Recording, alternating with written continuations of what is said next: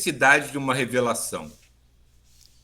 Falei de vossa razão humana, com a qual construístes vossa ciência e afirmei a relatividade desse instrumento de pesquisa e de insuficiência como meio para conquistar o conhecimento do absoluto. Agora, conduzo-vos lentamente, cada vez mais próximo do centro da questão. O estudo que vos exponho representa novo princípio para vossa ciência e filosofia, novo para vosso pensamento. O momento psicológico que a humanidade atravessa hoje requer a ajuda dessa revelação. Não vos assusteis com essa palavra. Revelação não é apenas aquela da qual nasceram as religiões, mas também qualquer contato da alma humana com o pensamento íntimo que existe na criação. Contato que revela ao homem um novo mistério do ser.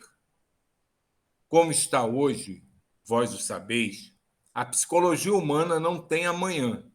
Ela o busca ansiosamente, mas por si só não sabe achá-lo. Espera algo, confusamente, sem saber o que poderá nascer, de onde e como, mas espera por necessidade íntima, por imperioso instinto, porque esse constitui a lei da vida.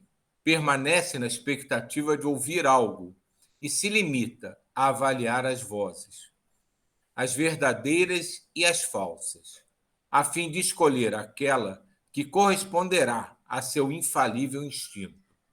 Descendo das profundezas do infinito, será a única a fazê-la tremer. Esperam-na, sobretudo, os homens de pensamento que estão à frente do movimento intelectual.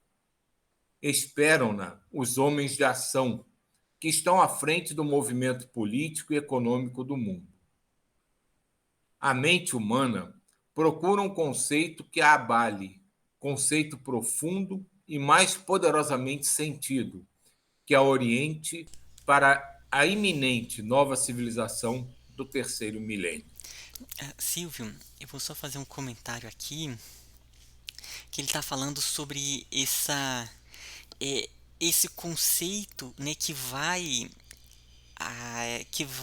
orientar a iminente nova civilização do terceiro milênio, que é o aspecto do espírito, né? Então, o que ele está mostrando aqui é que está para chegar a ideia do espírito realmente como um fato assimilado pela humanidade, né? Então, no momento em que o espírito ele for algo assimilado, porque as religiões, né, cada um está colocando a ciência ainda como ciência, né, ainda não aceita de maneira clara a ponto de estudar, tentar encontrar as leis nos planos energéticos, nos corpos sutis. Então, nesse momento, quando a humanidade adentrar nesse conceito mesmo e colocar, vivenciar, onde as escolas vão estar baseadas no conceito do espírito, as instituições, as organizações internacionais, todas as organizações, enfim. Então, é esse princípio aí que vai ser a civilização do terceiro milênio que ele está colocando. E ele coloca isso bem antes, né? Porque já passou um tempão que ele escreveu o livro e a gente nem vislumbra uma possibilidade de, num futuro próximo, isso está Opa. acontecendo.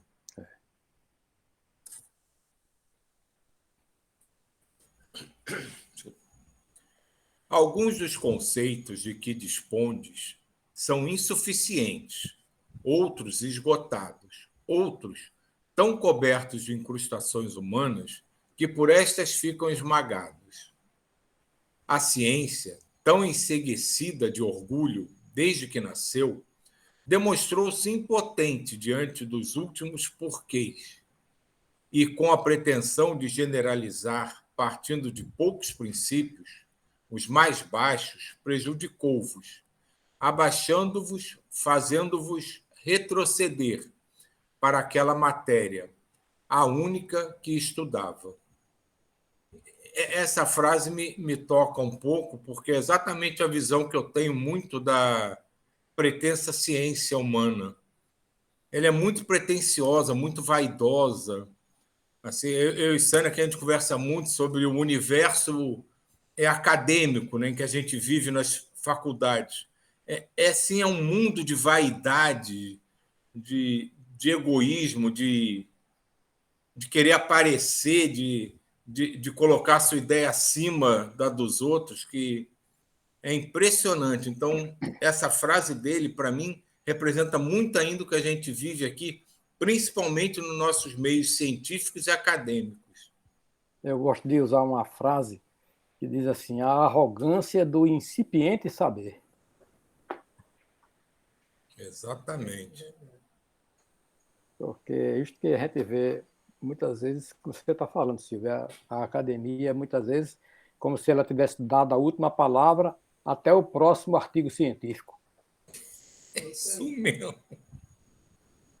Então, vivemos nessa situação nas universidades, de modo geral, não é só no Brasil, no mundo todo é assim. Aquelas universidades mais notórias da América do Norte, da Europa, elas têm assim, quando elas lançam um artigo, é como se fosse aí top de linha, ninguém mais vai dizer nada, mas aí 2 meses depois surge um outro achado e já bagunça tudo de novo. Então é assim que a gente vive no meio científico. E tem um detalhe muito interessante que vocês conhecem muito bem. Geralmente, as conclusões dos artigos científicos é que novas pesquisas serão adiantadas porque não deu para chegar à conclusão definitiva. Nem vai acontecer isso. Esse é o resumo da conclusão, lá no finalzinho do artigo. Ninguém quer se comprometer. Muito bom. Acho que ninguém te ouviu, não. Eu estou pensando um pouco dentro da visão sistêmica. Sim. Na visão sistêmica, a gente entende que tudo faz parte do processo. E aí eu vou fazer uma analogia que é bem assim, mas que me veio agora. Esses dias conversando, né, com uma pessoa, e ela falava que o filho não acredita em Deus, não acredita em nada de religião e tal. E aí eu falei,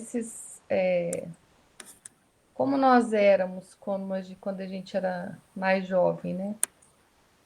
Essa inconsciência, ela faz parte do processo, porque se a pessoa já chegasse ao mundo, né, terreno, com essa visão ampla da espiritualidade, ela não aterraria, né? Não viveria o que tem para ser vivido. Então, dentro da imagem que está tudo certo, então talvez seja necessário nesse processo todo para se alcançar essa nova consciência, né? Então, uma filosofia aí. Uma espécie de contraponto, né, Neuza? Eu acho que assim, que isso faz parte do nosso dia a dia, porque nós somos orgulhosos, nós somos vaidosos, mesmo aqueles que já estão vislumbrando um outro caminho, né, que acham que já venceram alguma coisa. Na verdade, cada um de nós venceu ainda muito pouco. O que a gente caminhou até agora não chega nem perto do que a gente ainda vai ter que caminhar. A gente mal começou a aprender a engatinhar. Isso é verdade. Então, por isso, a gente fala porque é uma coisa que incomoda, porque a gente tem já, assim, começando a ter outros padrões de percepção. Mas, mesmo assim, a nossa percepção, assim, falando francamente, é chula, perto do que a gente ainda nem entende, nunca nem pensou que possa existir. E essas coisas que provocam na gente, né, alguma reação, elas também podem ser vistas como possibilidades, né, da gente se trabalhar. Então, eu tenho procurado olhar dessa forma, porque a gente olha o tempo inteiro, né, mas a gente tem uma afinidade com isso, para isso estar tocando a gente, né? Sim.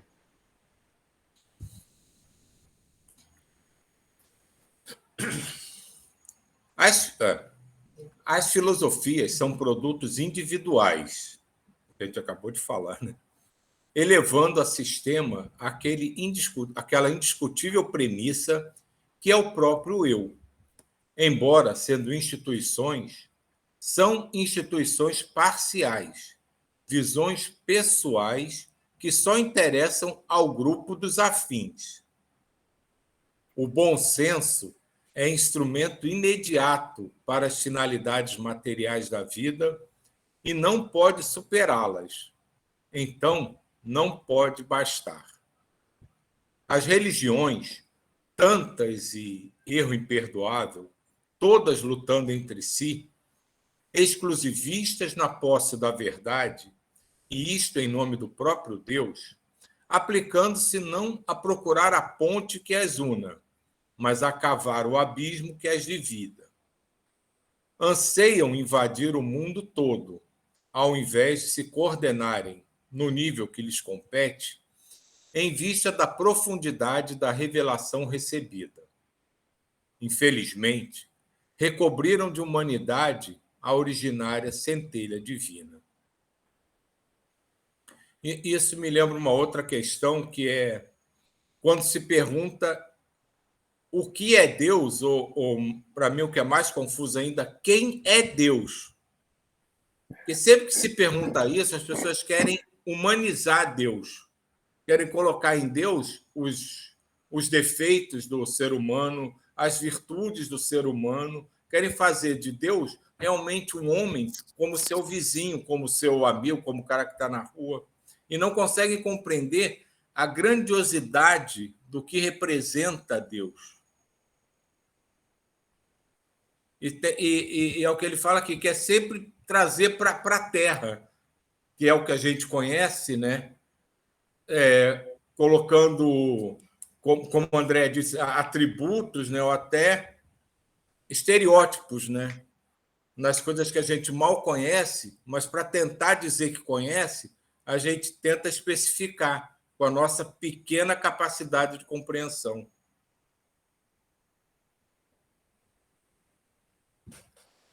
Eu também vou fazer uma referência aqui, quando meu filho era mais novo, ele perguntou o que é Deus.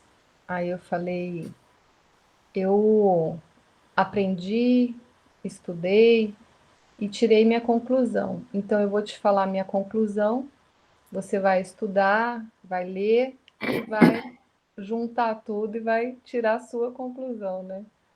E aí ele também questionava muito e tudo, e depois disso ele foi abrindo assim. E se você já dá uma coisa fechada, não, é isso e tal, a pessoa já a princípio já discorda, né? Mas eu falei, você que vai descobrir, né, através da sua vivência, das suas experiências, né? E eu acredito que seja assim, para cada um tem um significado, e isso também está tudo certo, porque no final, né, é o que faz sentido para cada. Quando eu falava assim, não acredito em Deus, eu falava assim, você faz o bem, cuida né, faz o melhor para as pessoas, então tá tudo certo, não precisa ter nada de taxado assim, né? É isso, acredito, não acredito, e que cada um que tem esse significado para cada um é muito individual mesmo. O importante é o todo, né? Nessa parte que a gente leu, um ponto que eu também gostei muito é quando ele fala aqui, né, sobre as religiões, né, que deveriam buscar criar pontes que as unam. Isso é tão importante porque nós estamos em uma sociedade que agora o momento é de se criar pontes, é encontrar o que nos une. Então, aquela pessoa que possa ser mais diferente, que às vezes a gente vai frisar o que nos separa, não, espera aí, o que nós temos em comum que pode nos unir.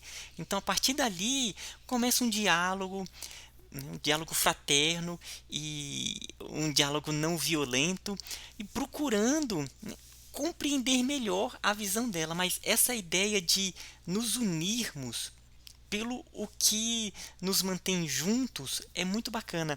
Tem um exemplo que eu acho interessante para esse caso é com relação a time de futebol, né? Então, às vezes tem lá dois times, aí estão as torcidas, um contra o outro, tal. Aí no outro dia vai ter o jogo do Brasil. Quando vê, tá aqueles que estavam disputando, tá tudo abraçado, torcendo pelo Brasil. Por quê? Porque eles perceberam algo que uniam eles, né? Que era o país. Então, a gente pode começar a pensar em aspectos que unem a humanidade, que é, né, todos buscam a felicidade, todos buscam ter o mínimo para se viver de maneira digna, né? Então, são esses aspectos e a questão espiritual. Então, começar a desenvolver a ideia de unidade no planeta, né? Então, passar dos países para se pensar o planeta como uma unidade, né? Então, uma bandeira mundial, aquelas ideias assim que vão trazendo essa o princípio de unidade, mas de unidade verdadeira, né? De unidade mesmo ali de cooperação, de união. É isso. Esse ponto que a Neuza colocou de um adolescente que não acredita em Deus, isso não sei quantos vocês acompanham isso, mas isso é muito comum, porque essa nossa juventude ela é muito questionadora em vários aspectos. E um que é muito questionado por eles é a religiosidade, justamente por isso, que as religiões tentam se mostrar cada uma como uma coisa diferente uma da outra, seguindo um caminho diferente, que eles não compreendem isso e eles vivenciam um mundo que a gente sabe que muitas coisas desagradáveis vão acontecendo pelo próprio processo que a Terra passa. Então, quando eles não sentem ancoragem na religiosidade, em vez e começam a compartilhar um mundo que assim que não é legal na visão deles, eles começam a questionar justamente essa existência de Deus. Pô, as religiões são uma bagunça. Quem é mal está sempre se dando bem. É uma desgraça atrás da outra. Então, pô, o questionamento deles é óbvio. Pô, mas que história de Deus é esse? Está tudo errado. Eu tenho um amigo que tem esse mesmo questionamento. Ele fica furioso com os bons espíritos, quando é porque esse pessoal está sabendo de tudo isso e não estão fazendo nada. Eu digo, tenha muita calma nessa hora. Não é assim que funciona. Esse amigo ele é bem radical no posicionamento dele. Rapaz, precisa a gente ver o contexto amplo da coisa, porque cada individualidade tem o seu jeito de pensar, de fazer, de viver. Os espíritos não vão interferir assim como nós gostaríamos, não, vamos chegar aqui, ajeitar tudo e está tudo resolvido. Não é assim que funciona. A gente tem uma responsabilidade nessa mudança muito grande. E às vezes a gente quer que alguém faça, não, ninguém vai fazer o seu serviço, não. Essa mudança vai ter que ser feita aí com você mesmo. Faça o seu e vamos tentar, uma palavra que eu gosto de usar em biologia, e vamos polimerizar todo mundo com essa mesma ideia do bem. Depois as coisas vão acontecendo. Mas isso acho que foi justamente uma ideia que foi passada pelas religiões. Pede que o santo, que Jesus, que Maomé, que alguém vai resolver o seu problema. Então, as pessoas se acostumaram a sentar e ficar esperando o problema ser resolvido, porque pediu alguém que é capaz de resolver. E não foi difundida essa ideia de que o problema é de cada um resolve o seu. Ninguém vai resolver os seus problemas, não. Se tiver uma ajudazinha, vai bem, mas aí é onde entra a solidariedade, né? Fraternidade, tudo isso. Mas, por enquanto, a nossa sociedade está comprometida. O Paulo está querendo falar, mas nós não estamos ouvindo.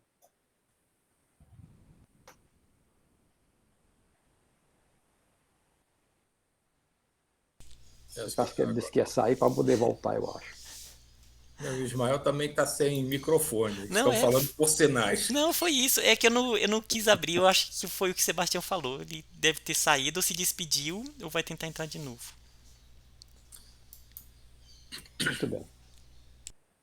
Devo definir desde logo meu pensamento, para não ser mal interpretado e posto na mira dos ansiosos de destruição e agressividade humana. Não venho para combater nenhuma religião, mas para coordená-las todas, como a outras aproximações diferentes da verdade. Uma e não múltipla, como quereríeis. No entanto, coloco no mais alto posto da terra a revelação e a religião de Cristo, porque é a mais completa e perfeita dentre todas. Esclarecido este conceito, prossigo e verifico o fato inegável de que nenhuma de vossas crenças hoje levanta, abala e verdadeiramente arrasta as massas. Diante das grandes paixões que outrora moviam os povos, hoje o espírito se encontra adormecido no ceticismo. De tal forma caiu no vazio que não tem força para rebelar-se, nem sombra de interesse, ainda que para negar. Tornou-se um nada recoberto por sorridente máscara. Desceu ao último degrau. Está na última fase de esgotamento.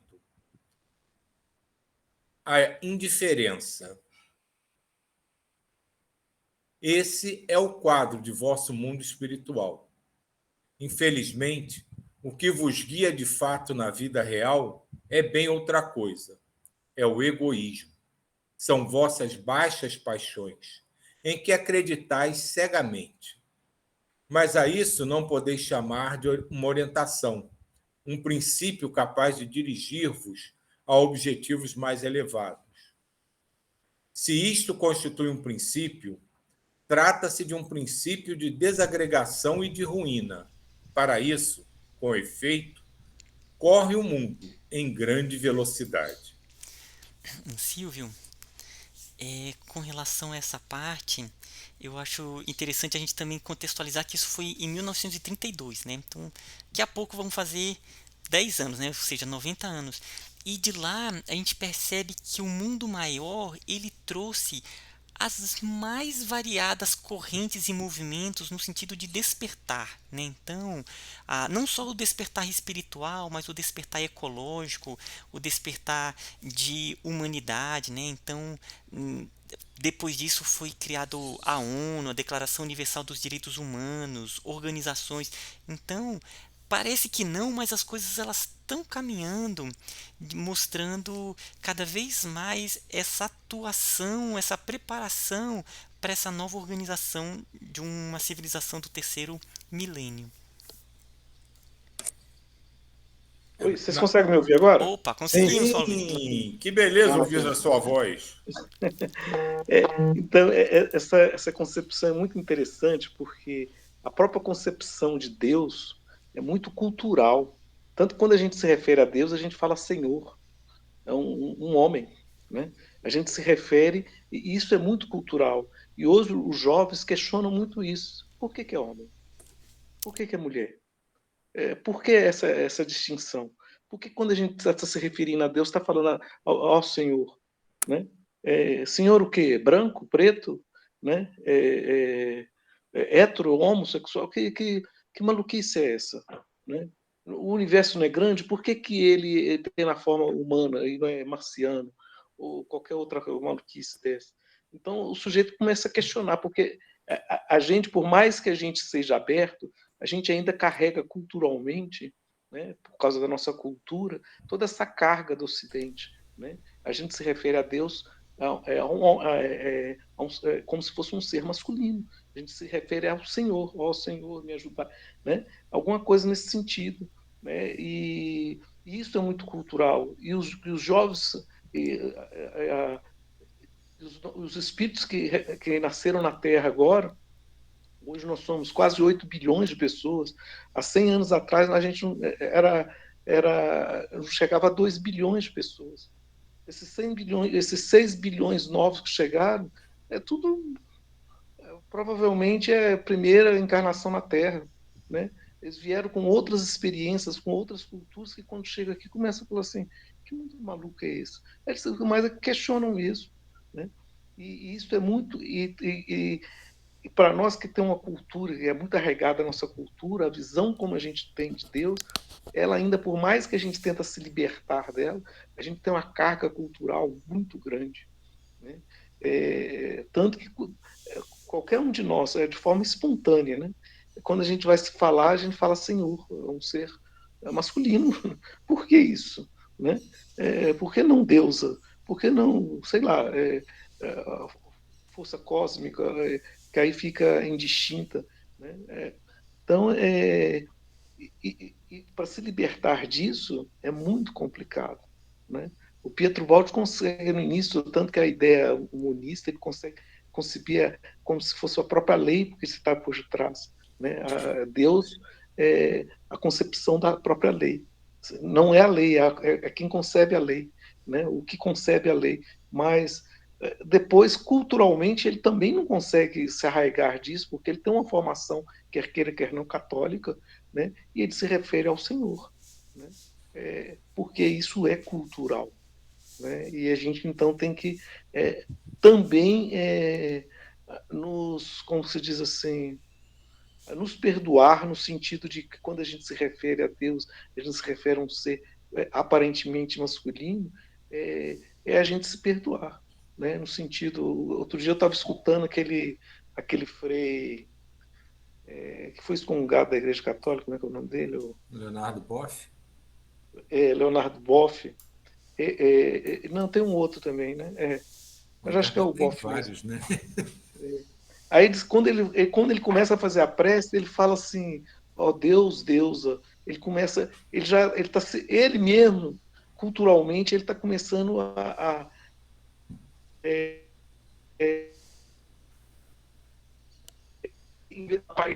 ele fala de uma maneira em que ele começa a tentar intuir uma cultura diferente de como que a gente percebe as forças cósmicas, as forças divinas, é diferente.